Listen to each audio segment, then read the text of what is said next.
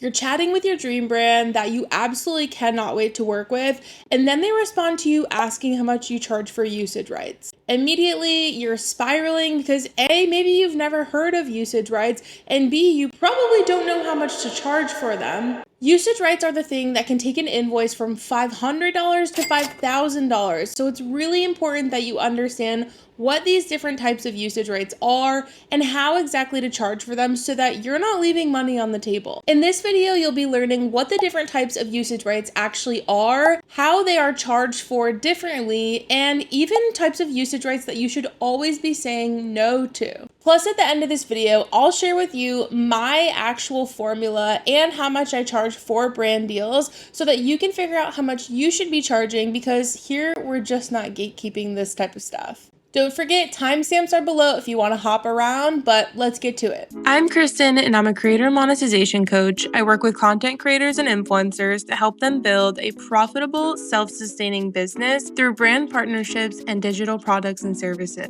First things first, what even are usage rights? There are two main types of usage rights: organic usage and paid usage. Within paid usage, there are multiple different types of paid usage. One, which you'll commonly heard referred to as whitelisting, and a second that is just kind of general paid usage. Let's first talk about organic usage. Organic usage is anything that the brand is posting organically, meaning they don't have to pay money to actually reach people that they're trying to reach with this ad. Examples of this might be if they share one of your videos onto their Instagram story or onto their Instagram feed. They didn't have to pay to reach that audience because the audience already follows them. So this is something we would consider organic usage. When it comes to what to charge for organic usage, transparently, most creators actually do not charge for this type of usage. But there is one caveat with organic usage that you're going to want to make sure you know, because it's very likely going to be snuck into your contracts. And this is something called perpetual usage. Later on in this video, I'm going to talk to you all about why we should say no to perpetual usage.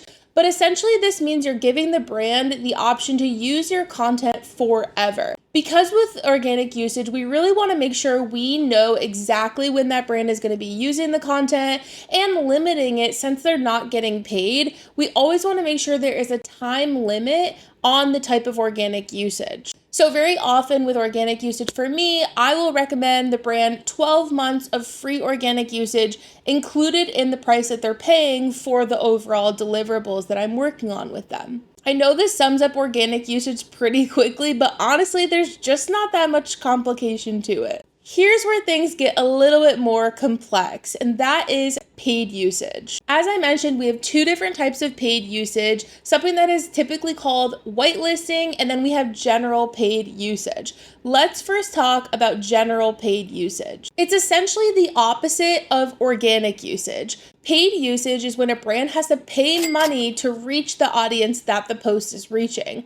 For example, if a brand created a Facebook ad with a piece of your content, they likely are going to have to put ad spend, marketing dollars behind that video in order to reach those people that they're targeting. To clarify here, paid usage can be very vast, right? There can be something as simple as a Facebook or an Instagram ad that a brand is paying to reach an audience for, or it could be something way bigger like your face on a billboard or your picture on an end cap in Sephora of a product that a beauty brand is launching. When it comes to pricing for paid usage, because there is really such a vast amount of things that they can do, the rate's gonna shift as well. When we think about typical paid usage where it's a digital ad that the brand is creating, again, maybe a Facebook, Instagram, TikTok ad, that is likely going to fall under a lower amount of money that you're charging versus, again, like a billboard or an end cap in Sephora. Specifically today, I want to talk to you about these digital options for paid usage. Typically, the rate that most creators will charge is somewhere between 15 to 20% of the base rate per 30-day period. Now, I know we have to do a little math to get to this number, so let me give you an example. Say you charged $1,000 for a video. If you were to charge on the low end 15%, that would be $150. So $150 per 30-day period, so per month, would be added on to your $1,000 base rate for the video.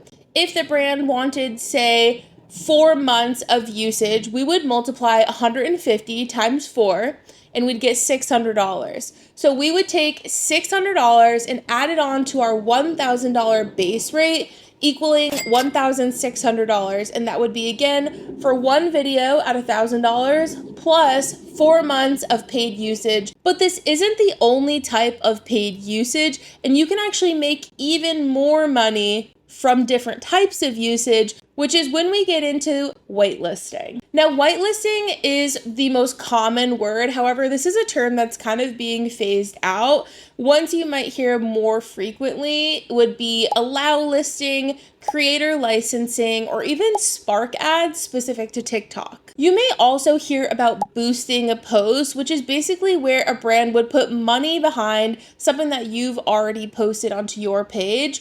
While this is kind of like an in-between regular paid usage and whitelisting, I typically do include it in the whitelisting price. So what the heck is whitelisting? Whitelisting is essentially when a brand is going to create an ad that looks like it's coming from you, from the creator, when people are scrolling through Instagram. So have you ever been scrolling through your Instagram or your TikTok feed and it looks like your favorite influencer posted an ad, but you go to their profile and you don't see the post anywhere?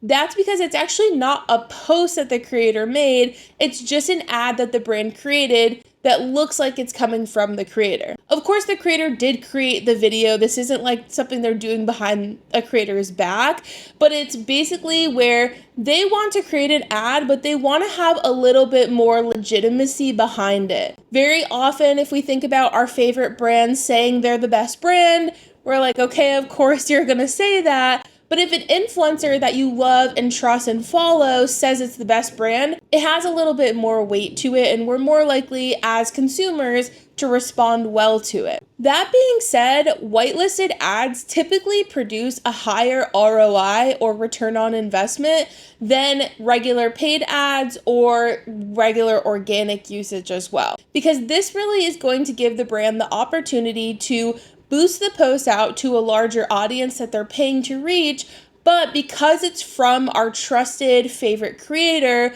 we, again, as the audience, are more likely to actually click purchase versus if the ad were just a regular ad we're scrolling through that the brand posted. So why is this important for you as a creator to understand the difference? It's because you're actually going to be charging differently for these two different types of usage.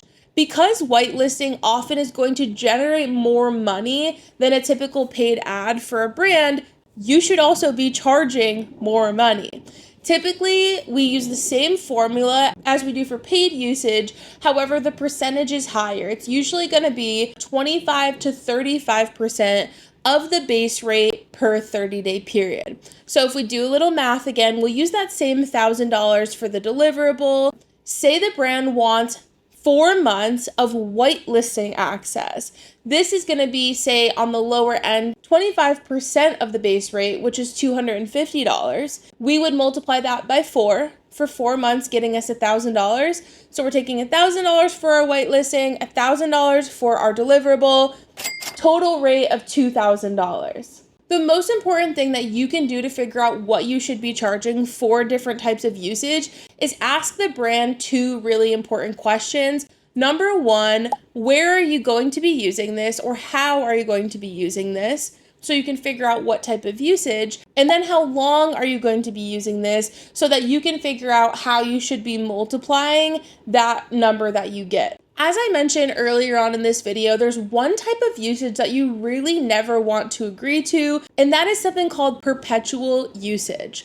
The word perpetual in and of itself means basically forever, until all time, goes until we all die. Perpetual usage is a scary thing for creators to say yes to for a few different reasons. Number 1 is, what if say 6 months from now, the brand does something really sketchy that you don't agree with, and they're continuing to use your face as the face of this campaign.